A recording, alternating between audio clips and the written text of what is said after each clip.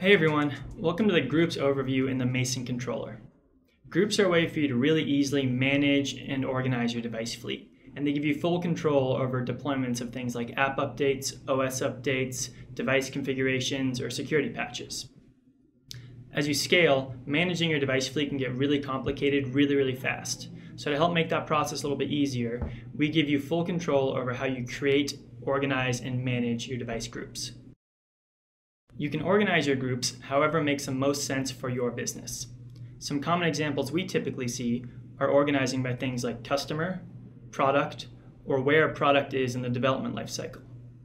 So in our demo account here, you can see that we've decided to organize our groups by product and where that product is in the development lifecycle. So for our heart rate monitoring product, we have our heart rate development group, our heart rate staging group, our heart rate QA group, and our heart rate production group. To create your first group, simply click the Create a Group button in the top right corner, add a group name and a group description, and you'll be ready to go. Clicking into a group will let you see some high-level details about that group.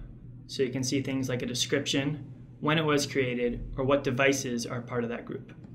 You can also see a history of deployments.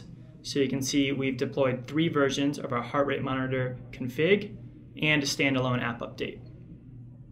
To view all the devices that are part of a group, you simply click the View Devices button, which will take you to the Devices tab and automatically filter by the group you selected. Make sure to check out our documentation to learn more about how groups work and how to use our APIs, and order a developer kit so you can start exploring the group's functionality for yourself.